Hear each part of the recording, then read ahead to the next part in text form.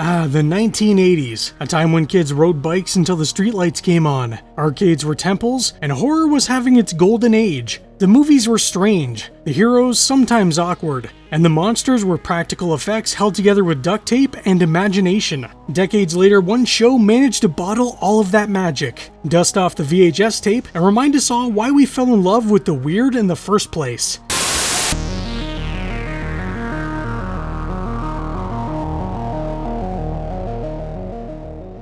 In 2016, Stranger Things appeared on Netflix like a lost VHS tape someone found behind their couch. Familiar, a little dusty, and somehow exactly what we'd been missing. Stranger Things was created by Matt and Ross Duffer, better known as the Duffer Brothers. Before their big Netflix break, the twins wrote and directed a small horror film called Hidden. It's a neat little post-apocalyptic thriller with a twist ending I honestly didn't see coming. I had no idea it was their work until much later, but it's worth a watch if you're curious to see where their style started. After Hidden, they caught the attention of producer Donald DeLean, who invited them to work on Wayward Pines with M. Night Shyamalan. Shyamalama Ding Dong basically mentored them through an episode's production, which gave the brothers enough confidence that they could handle their own series next time around. Before that though, they actually went to Warner Brothers with dreams of adapting Stephen King's It. The studio turned them down because they weren't established enough. Instead, the project went to Cary Fukunaga from True Detective fame. Fukunaga's version sounded incredible, more character-driven and psychological, kind of The Shining meets Stand By Me.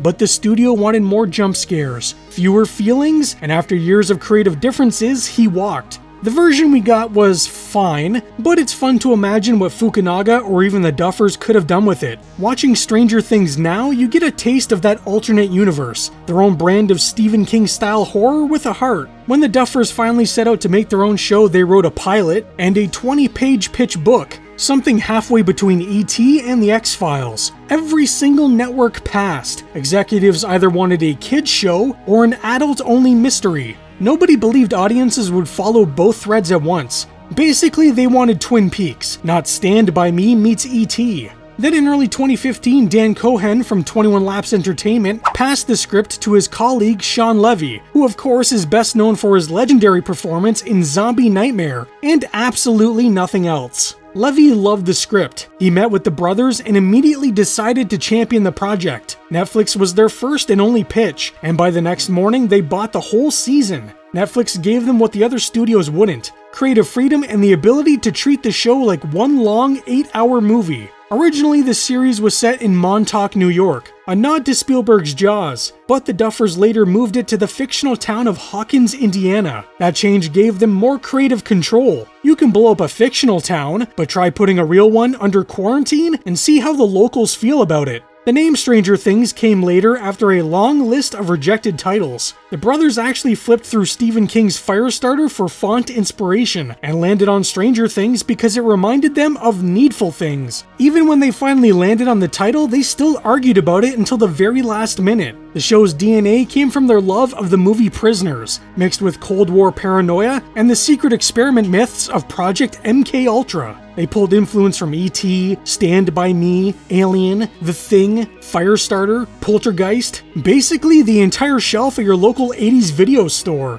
Netflix's shorter 8-episode format helped them focus on atmosphere and character, instead of stretching it into filler episodes. They wanted the season to feel like one big movie, complete enough to stand on its own, but with just enough loose ends to make you want to watch the next episode. In June 2015, Winona Ryder and David Harbour joined the cast. Casting director Carmen Cuba suggested Winona for Joyce, and it was a brilliant call, not just because of her talent, but because she was practically an 80s time capsule herself. Winona had been Hollywood's it girl through Beetlejuice, Heathers, and Edward Scissorhands. And yeah, I'll admit, when she danced in the snow in Scissorhands, I was way too young to know what a crush was, but there it was. By the late 90s, her career started slipping, and after a few flops, mental health struggles, and that infamous 2001 shoplifting case, Hollywood basically benched her. She took a hiatus, did smaller indie projects, and then stranger things happened. The Duffers knew she could bring the emotional weight they needed for Joyce Byers, a mother on the edge of madness who refuses to stop believing.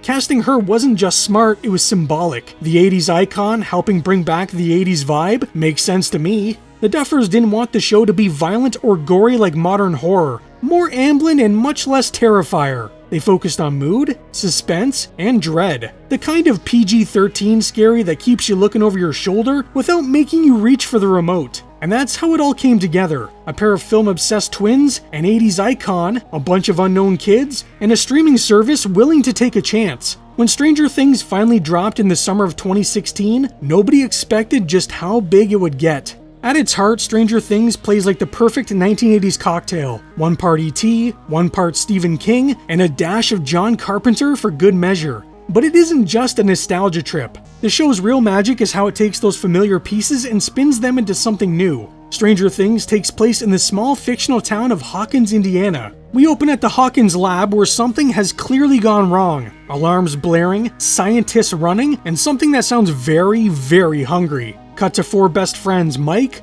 Dustin, Lucas, and Will. Right off the bat, these 4 Dungeons & Dragons adventurers feel like the perfect snapshot of 80s kids, hanging out in basements, rolling dice, and arguing over fireballs and demogorgons. Honestly, considering the satanic panic going on at the time, it's surprising their parents didn't try to exorcise the whole group. What I really like about these kids is they feel real. A lot of child actors can come across stiff, but these 4 have genuine chemistry. They feel like actual friends who've known each other forever. That's important too because the bond between them becomes the emotional backbone of the entire series. After their D&D game wraps up, there's a subtle bit of foreshadowing. Will tells Mike that the Demogorgon got him, and sure enough, on his way home it does. Kind of. Will's bike crash and his encounter with the shadowy figure in the woods are pure Spielberg meets Carpenter. When he runs into his house and locks himself inside, there's a fantastic moment that reminds me of Halloween. Will stares out his window and sees a figure in the distance, kinda like when Tommy Doyle watches Michael Myers across the street, or when Laurie Strode spots him from her classroom. Probably not intentional, but it's what popped in my head. Anyway, since the plot is to happen, Will gets taken by whatever that thing was. The rest of the season is everyone trying to figure out what happened to him. Winona Ryder plays Joyce Byers, a single mom who'll do anything to find her son. And I mean anything. Some people think she goes overboard with the panic, but honestly, if your kid vanished into thin air, you'd probably lose it too. I've got a nephew. If anything happened to him, I'd go full-on Demon Slayer myself. We also meet Will's brother Jonathan, who's trying to hold everything together and quietly blames himself for what happened. Rounding out the cast, we've got Jim Hopper, small-town police chief still haunted by the loss of his daughter. Nancy, Mike's older sister, who's dating the popular guy Steve. Then there's Barb, Nancy's best friend, who feels like every dorky high schooler that horror movies used to chew up and spit out. Mike and Nancy's parents, Karen and Ted Wheeler, are here too, along with Mr. Clark, the boy's science teacher. One of those rare teachers who actually encourages curiosity instead of punishing it. When Will doesn't show up the next morning, Joyce goes to Hopper for help. He doesn't take it seriously at first, assuming Will's just skipping school. What's interesting is how everyone describes Will. Quiet, sensitive, but he doesn't get enough credit. The kid literally grabs a rifle to defend himself while terrified out of his mind. That's not weakness, that's courage. Unfortunately, Will isn't really a character so much as a human MacGuffin. He's more the mystery that drives everyone else. Meanwhile, back at Hawkins' lab, we get another glimpse of the chaos, and something growing on the walls that looks like it came straight out of Alien. More importantly, we meet a mysterious girl who's about to become the heart of the show. Considering this show is steeped in the 1980s, there's also that creeping sense of stranger danger running just underneath. Back then, it wasn't unusual for parents to let their kids roam the neighborhood until the streetlights came on, but that sense of freedom started to vanish as more and more children went missing. One of the most infamous cases was the 1981 abduction of 6-year-old Adam Walsh. His disappearance and the later discovery of his murder shocked the entire country. In 1983, a made-for-TV movie called Adam dramatized the tragedy. It aired again in '84 and in '85, and while it helped recover some missing children, it also fueled a nationwide paranoia. Suddenly, kids who used to explore freely were being told to stay close to home. And since Stranger Things opens in November '83, less than a month after Adam first aired, I can't help but think there's a connection there. The show captures that exact moment when small-town innocence started to fade and was replaced by fear and unease. The young mystery girl, who we'll come to know as 11, is taken in by the owner of a local diner named Benny. He's basically the first person to ever show her real compassion, but his kindness ends up being his downfall. Thinking he's calling social services to help her, he instead alerts the same people she escaped from, and they gun him down for it. It's different. With Eleven back on the run, she crosses paths with our group of boys, who are out searching for Will. Their meeting feels like it came straight out of E.T. And to be fair, a lot of moments in Stranger Things feel like they were lifted, lovingly, from other 70s and 80s movies. The Duffers have said they intentionally paid homage to many of their favorite films, sometimes on purpose and sometimes by instinct. One thing that could have easily sunk the show, though, is if it went too hard on the references. A lesser series would have been elbowing you every 5 seconds, like, hey, remember this? Remember Close Encounters? But Stranger Things handles its nods with restraint. For example, early in the first episode, Ted Wheeler is fiddling with the TV antenna trying to get the picture to come in, and you can see Knight Rider playing on the screen. It's a small detail, but that's the kind of background flavor that makes the world feel lived in. It sells the time period without shoving nostalgia in your face. The boys bring Eleven back to Mike's house, and there's a funny moment where they're trying to figure out who she is or why she was randomly in the woods, while all Dustin can focus on is the fact that she nearly took her clothing off right in front of them. She just went like... Much of the second episode is Mike trying to make Eleven feel at home, teaching her basic things like friendship and simple joys most people take for granted. But we also get more glimpses into Eleven's past, like when Mike hides her in the closet and it triggers a memory of being locked in a room by the man she calls Papa. What's interesting is that the Byers kids also have a terrible father in Lonnie, Joyce's ex-husband. The guy doesn't seem concerned at all that his son is missing, and he even tries to put the blame on Joyce, despite doing everything she can to hold her family together. It's kind of funny. You've got these two so-called fathers, and both of them treat their kids like they're inconveniences. One's an absent jerk, and the other's a full-on manipulative monster. As we learn more about Eleven's backstory, it only gets darker. She's trapped in this abuser-abused dynamic where she believes Dr. Brenner, aka Papa, actually cares about her, when in reality, she's just a lab rat to him. He doesn't see a scared little girl, he just sees an experiment, a tool to push whatever creepy Cold War project he's running. Eleven reveals to the boys that she knows Will, or at least she's seen him, and that he's hiding from the Demogorgon. I love how the boys use things like Dungeons and Dragons and The Lord of the Rings to make sense of the weird, dark stuff happening around them. Naming the monster the Demogorgon, or the woods where Will disappeared Mirkwood, gives the whole thing a kind of childhood innocence, like they're translating a real horror into the language of imagination. It's exactly what kids would do. While that's going on, Joyce is begging her boss for a 2-week pay advance and a new phone after the last one got fried when she thought Will was calling her from somewhere. It happens again, but this time it's far worse. Something seems to be trying to break through into our world. I don't know if this was intentional, but the scene where the Demogorgon pushes through Joyce's wall feels very reminiscent of A Nightmare on Elm Street, when Freddy presses himself through Nancy's wall. What I love is that despite how terrified she is, Joyce still goes right back into that house to face whatever's trying to get through, just like Will did when it came for him. I guess tenacity runs in the family. Meanwhile, Hopper starts digging into things after finding his friend Benny dead. For a town where the biggest crimes are probably parking violations, a missing kid, and an apparent suicide back-to-back, make things pretty clear. Something strange is going on in Hawkins. Then there's the infamous scene that broke the internet. Nancy and Barb go to Steve's house since his parents are away, and Nancy decides it's the perfect time to, put on some dry clothing. Barb, being the good friend, waits by the pool and gets snatched up by the monster. When Barb got taken, people were not happy. I remember the whole hashtag Justice for Barb thing blowing up online. Fans wanted her saved, revived, something, and honestly, she didn't deserve it. She was just trying to be a good friend and ended up as a sacrifice to the Upside Down. But hey, in horror, does anyone ever really deserve to die? Well, maybe Bob from House by the Cemetery. I hate that kid.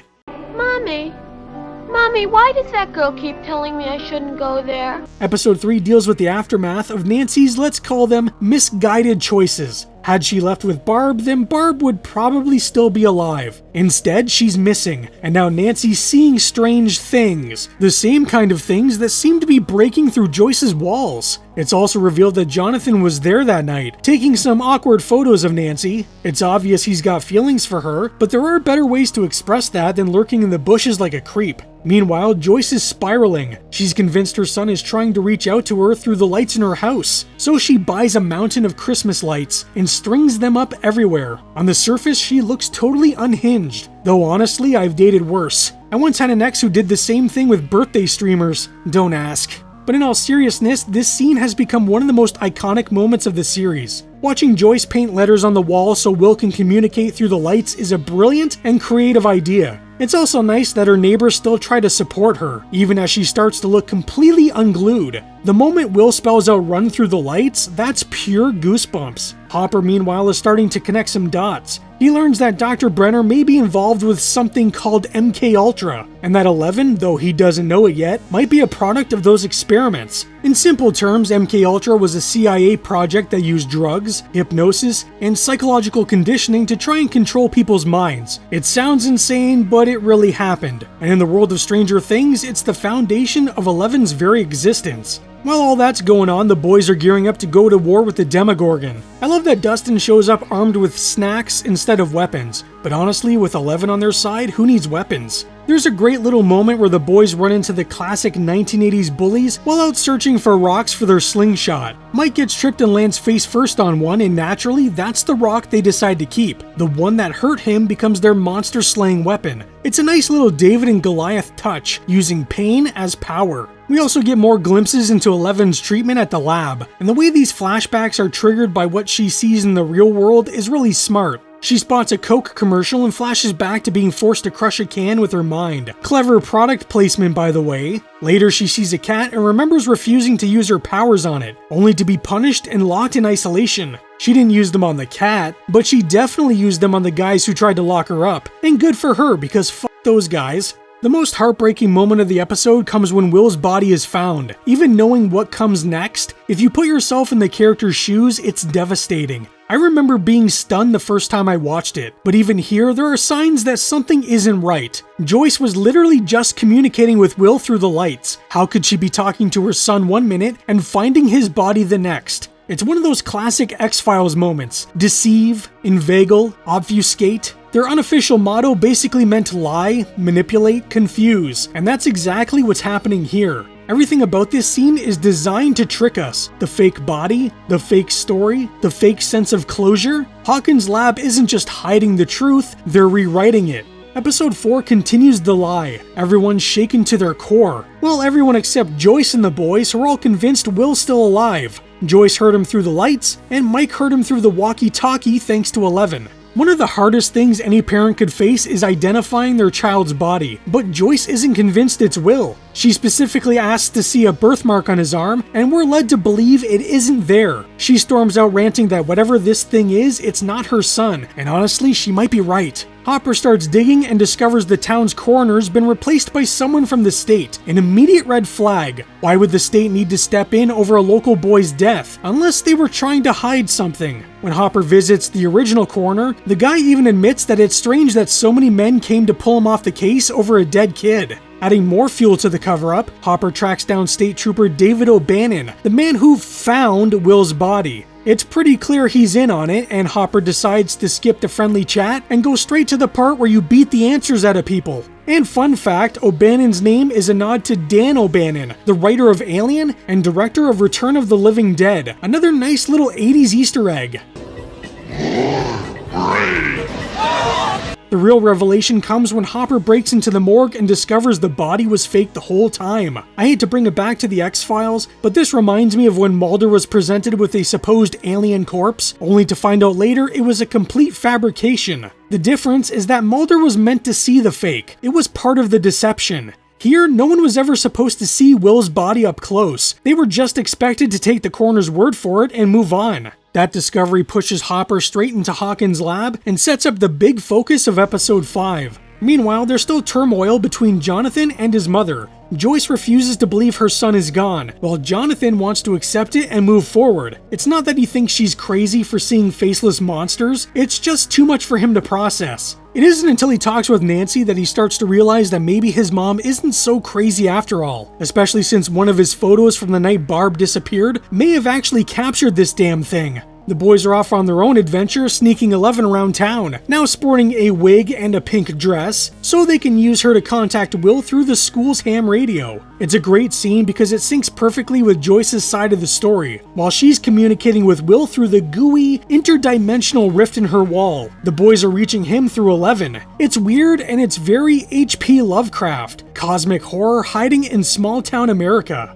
Episode 5 kicks off with Hopper breaking into Hawkins' lab, where he finds what's basically ground zero for everything that's been happening. Of course, in true government cover-up fashion, he's knocked out before he can get too close to what's behind that fleshy wall. When he wakes up, he's surrounded by drugs and booze, their lazy attempt to make it look like he's just another small-town drunk who wandered into the wrong place. Not very original, guys. What are you spraying me with? Rum!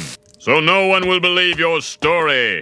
And because no good conspiracy is complete without a little home surveillance, Hopper discovers his place has been bugged. Nothing says Big Brother like a microphone in your light socket. My favorite part is when Hopper goes to Joyce's house with a note that says, "Don't say anything." Then he steps inside and sees all of her Christmas lights. You can just see the realization on his face like, haha, shit. Once they sweep for bugs, he finally admits that he believes her and tells her straight up that the body they found wasn't Will. For the first time, Joyce isn't completely alone in her insanity. The thing that makes my blood boil, though, is Lonnie suddenly acting like he has any right to be a part of this family. The guy just waltzes in, pretending to be the grieving father, telling everyone what to do and how to act. He hogs all the attention at the funeral, despite doing nothing to find his son. And then we learn he only showed up to try and sue the state, or whoever owns the quarry, for money. Thankfully, he doesn't stick around long, but honestly, he might be more evil than Dr. Brenner and his goons. And seriously, who tells their kid to take down an Evil Dead poster? Those things were impossible to find in the 80s. There's also a fun new dynamic between Jonathan and Nancy as they decide to basically become monster hunters. They head into the woods late at night, and Nancy actually slips through into the Upside Down, for a little bit anyways, which is equal parts brave and stupid, but it makes for great TV. By this point, everyone has their own mission. The boys are searching for the lab so they can find Will, though a little argument sends Lucas flying across a field courtesy of Eleven's telekinesis. Joyce is still trying to reach her son through the lights, and Hopper's chasing down every lead to uncover the truth. It's also clear he's working through his own grief. Losing his daughter left him broken, and this case feels like his shot at redemption. His marriage fell apart, he drinks, he sleeps around, he's disconnected, but this mystery gives him something to fight for again. Meanwhile, Nancy's searching for Barb, Jonathan's looking for Will, and they both end up chasing the same faceless creature. It's a lot of moving parts, but I think Stranger Things juggles it all perfectly. Every character feels like they're part of the same bigger story, all drawn toward the same dark truth. Episode 6 picks up with Jonathan and Nancy continuing their monster hunt. Nancy actually finds the creature in the Upside Down, barely escaping with her life. The two regroup at her house where things immediately take a turn for the awkward, because of course, that's when Steve shows up. He peers into her bedroom window to find Jonathan comforting her on her bed, and naturally, he assumes the worst. It's one of those classic TV misunderstandings, the kind that can either go full comedy or full drama. Like that moment in Buffy the Vampire Slayer when Buffy walks in on Angel holding her mother's body. It doesn't look great, but it's also taken completely out of context. Steve being Steve doesn't handle it well. Heartbroken and jealous, he and his friends decide to spray paint something nasty about Nancy on the local theater marquee. It's pretty cruel, and it leads straight to a fist fight between him and Jonathan. Of course, Jonathan accidentally hits a cop, so he's the one that ends up in handcuffs. To be fair though, it's not exactly easy to explain why another guy is hanging out in your room at night, but Steve hasn't exactly been boyfriend of the year. This is the same guy more worried about his parents finding out he threw a party than the fact that Nancy's best friend Barb is missing. Not a great look, Steve. Meanwhile, Hopper and Joyce follow a new lead to a woman named Terry Ives, one of the test subjects from the MKUltra experiments, and as we later learn, Eleven's biological mother. Hopper also starts to realize that maybe this little boy he was told was seen at Benny's isn't a boy at all, and that he's been searching for the wrong child the entire time. There's also a fantastic moment where the bullies finally get what's coming to them. After spending half the show tormenting the boys, they're swiftly and severely dealt with by Eleven. She doesn't just scare them, she throws one kid to the ground and snaps another's arm like a breadstick. They're lucky she didn't go full carry on them because she could absolutely do it. But I think this scene says a lot about how far Eleven has come. She's been around the boys long enough to start developing empathy. These bullies may have tried to kill her friends, but they're still just kids, not the men who strapped electrodes to her head and treated her like an experiment. The fact that her first instinct isn't to kill them shows real growth. She's learning the difference between vengeance and justice, although she did refuse to kill the poor cat, so it's not like she was always in the dark when it comes to right and wrong. Episode 7 kicks off with the kids finally reunited after their little spat, only to realize, thanks to Lucas, that Dr. Brenner and his goons are hot on their trail. Like I mentioned earlier, the show does a great job of referencing 1980s movies without smacking you over the head. Sometimes it's just a familiar shot composition or a subtle poster in the background, but the scene where the kids are surrounded by government vans, that's pure E.T. energy. You half expect 11 to lift their bikes into the air and fly them to safety. Instead, they twist that nostalgia on its head, literally, when 11 flips the van over their heads. So I guess it's less E.T. and more the Dark Knight. We also start to see a real change in Steve. Up until now, he's been the typical cool, popular guy who cares more about reputation than people. He's not a total jerk, just that kind of guy who lets his friends talk trash while nervously laughing along. But when those same friends start badmouthing Nancy, Steve finally grows a spine. He turns on them and decides to undo the damage, scrubbing off the spray paint they used to humiliate her. Honestly, I never understood why Steve hung out with those idiots in the first place. Their personalities were so abrasive. He never really fit in with them. Still, good on him for doing the right thing. I just wish he'd thrown a punch or two for good measure. You know what they say, those who bark the loudest catch the early bird, or something like that. I don't know, I was never good with metaphors. Meanwhile, Hopper's doing what he does best, punching his way to answers, or pistol whipping his way. He learns more about 11 after speaking to one of the bullies she half scared to death. Everyone, then realizing 11 is their chance to contact Will, set out to build a DIY sensory deprivation tank. What I love about this part is how different it feels from the earlier lab experiments. Brenner treated 11 like a rat in a maze, but here she's surrounded by people who actually care. Joyce in particular has this beautiful moment where she tells 11 just how brave she is. Maybe the first real affection 11's ever gotten from an adult, though Benny was a pretty nice guy. When 11 finally finds Will, Joyce is there to pull her out of the tank and comfort her, basically giving her the motherly connection she's been missing her whole life. As for Hopper and Joyce, they head back to Hawkins' lab determined to find the portal, but the second they reach the lab, they're detained by Brenner's team, which sets the stage for the explosive final episode. Episode 8 opens with Joyce and Hopper locked inside Hawkins' lab. Brenner has his little "I'm totally in control" chat with them, but it's Hopper who cuts the deal. They can enter the Upside Down to find Will, on the condition that they never talk about what happened or blame the lab. You might wonder why Brenner agrees, but it's simple. If they die, well, that's more free research for him. But killing a police chief would raise too many questions. So he lets them go, still pretending he's the one holding the leash. The arrogance is almost impressive, if it weren't about to bite him in the ass. Inside and well outside the Upside Down, everything looks straight out of Alien. Organic, slimy, and well, alive. The hazmat suits, the pulsating walls, even the egg Hopper touches feel like scenes lifted from the derelict spaceship. And it's here that we really see what's driving Hopper. Saving Will isn't just about redemption, it's about filling the hole left by his daughter's death. He's not only fighting a monster, he's fighting his own grief. Meanwhile, topside, Nancy and Jonathan go full suburban monster hunters, rigging their house with traps straight out of A Nightmare on Elm Street. And honestly, I wouldn't be surprised if Stranger Things Nancy got her name from Elm Street Nancy. Steve even gets to redeem himself here. He could have bolted when things got dangerous, but instead he grabs a bat and jumps in. Finally, the guy lives up to that sweet hair. Over with the kids, things hit a boiling point. They're hunted by both Brenner's goons and the Demogorgon. When Brenner captures 11, he tries to talk to her like a father, but she's already chosen her real family. Mike, Lucas, Dustin, and then irony strikes. The Demogorgon saves them by killing Brenner's men first. Thanks, I guess. The final showdown in the school ties everything together. When Lucas fires his slingshot, it's the same rock Mike once smashed his face on. Well, it might be. Lucas did say it was a monster killer, but regardless, it's a perfect little symbol of how pain becomes power. Okay, technically it's 11 who blasts the monster across the room, but let's pretend it was teamwork, or maybe a bit of Stephen King energy. 11's sacrifice is both tragic and badass. A small girl with world-ending power, giving everything to protect her friends? It sounds pretty badass to me. The monster is vanquished, Will is saved, and everyone lives happily ever after. Sort of.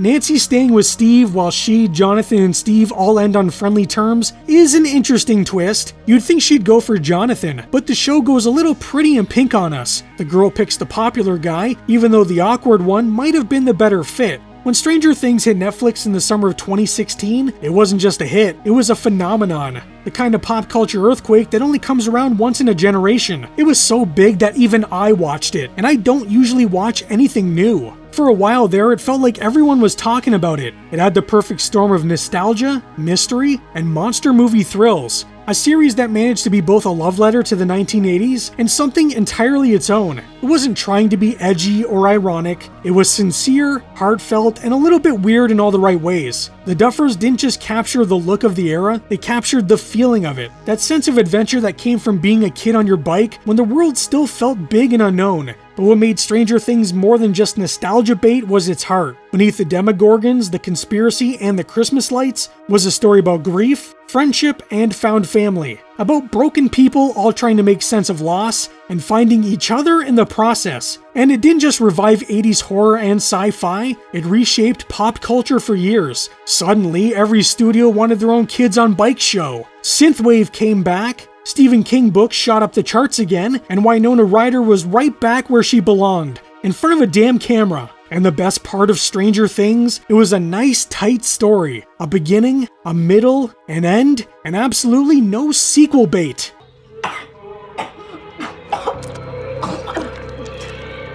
Ah, shit.